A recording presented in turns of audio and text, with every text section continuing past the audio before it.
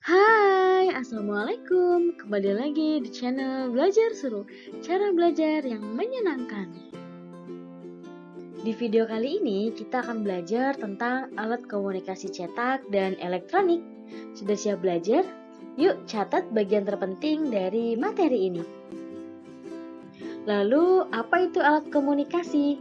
Secara umum, alat komunikasi adalah segala jenis peralatan atau media yang digunakan untuk menyampaikan sekaligus menyebarkan pesan informasi.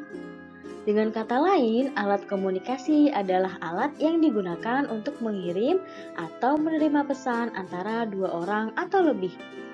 Alat komunikasi sudah ada loh sejak zaman dahulu. Berdasarkan medianya, alat komunikasi terbagi menjadi dua jenis, yaitu media komunikasi cetak dan media komunikasi elektronik. Media komunikasi cetak adalah media yang proses penyebarannya menggunakan media seperti kertas. Sedangkan media komunikasi elektronik adalah media yang proses penyebarannya menggunakan teknologi atau internet. Sekarang kita bahas ya tentang media komunikasi cetak. Ada apa aja ya? Yang pertama ada koran. Koran atau surat kabar adalah media yang dicetak pada lembaran kertas dengan biaya yang cukup terjangkau. Koran berisikan berita atau informasi terkini. Berita yang dimuat dalam koran contohnya adalah olahraga, cuaca, lowongan pekerjaan, dan lain sebagainya. Namun saat ini koran cetak sudah jarang diminati karena sudah ada koran dalam internet. Yang kedua ada majalah. Majalah merupakan media cetak yang terbit secara berkala, misalnya setiap sebulan sekali, 2 bulan sekali, atau 1 tahun sekali. Majalah dibuat lebih berwarna dan memiliki banyak gambar serta menggunakan bahasa yang mudah dimengerti oleh banyak orang daripada koran. Yang ketiga ada brosur. Brosur adalah buku yang diterbitkan secara tidak berkala. Brosur tidak dijilid keras dan memiliki paling sedikit 5 halaman tetapi tidak lebih dari 48 halaman tanpa menggunakan sampul. Yang keempat ada surat langsung. Surat langsung merupakan pamflet kecil yang berfungsi sebagai alat dalam pemasaran dan iklan langsung. Hal ini dinilai lebih murah dibandingkan pamflet yang disebar di jalanan. Isi surat diantaranya kupon diskon, hadiah, dan lain sebagainya. Selanjutnya ada selebaran atau edaran. Selebaran atau edaran merupakan bentuk komunikasi cetak pada kertas berukuran kecil, sehingga mudah dibawa dan mudah dibaca. Selebaran ada yang berwarna, ada pula yang hitam putih, seperti pada contoh gambar ini. Biasanya selebaran disebar pada orang-orang yang lalu lalang di jalanan atau ditempelkan di tiang listrik atau di pohon. Keenam ada papan reklame.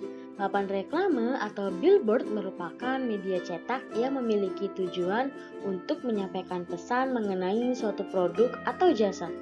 Papan reklame harus diletakkan pada lokasi yang strategis dan dapat menarik perhatian pembaca. Penyampaian pesan pada papan reklame dapat berlangsung selama 1 hari, 7 hari, ataupun 1 bulan. Yang ketujuh ada buku. Buku adalah kumpulan kertas atau bahan lainnya yang dijilid menjadi satu. Buku berisikan tulisan, gambar, dan berbagai informasi lainnya. Seiring dengan perkembangan dalam dunia informatika, terdapat pula loh buku elektronik atau yang biasa dikenal dengan e-book. Nah, anak-anak harus tahu buku adalah jendela ilmu, jadi harus sering-sering baca buku ya. Nah, anak-anak, tadi kita sudah bahas 7 media komunikasi cetak. Sekarang kita bahas yuk media komunikasi elektronik itu ada apa aja ya. Yang pertama ada telepon. Kata telepon berasal dari kata tele yang berarti jauh dan pon yang berarti suara. Telepon hanya dapat mengirim pesan melalui suara. Telepon menggunakan kabel listrik. Telepon pertama kali diciptakan pada tahun 1876 oleh Alexander Graham Bell. Yang kedua ada handphone atau smartphone. Alat komunikasi ini dapat mengirim pesan tertulis maupun suara melalui berbagai aplikasi seperti WhatsApp, Telegram, Line, dan lain sebagainya. Handphone tidak menggunakan kabel listrik, tetapi menggunakan sinyal yang dipancarkan dari satelit. Yang ketiga ada televisi. Televisi adalah penangkap siaran berupa suara dan gambar yang ditemukan oleh John Lodge Bard tahun 1923. Televisi berfungsi sebagai sarana komunikasi dan hiburan. Televisi merupakan alat komunikasi modern satu arah, karena kita hanya bisa menerima informasi melalui suara, tulisan, dan gambar tanpa memberikan respon. Saat ini televisi sudah banyak memiliki beragam bentuk dan kecanggihannya.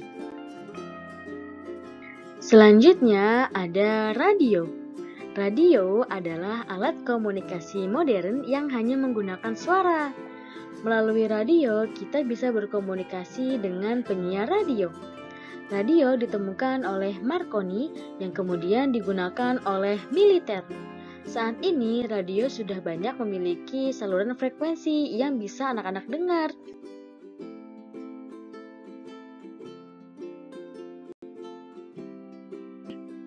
Yang kelima ada internet.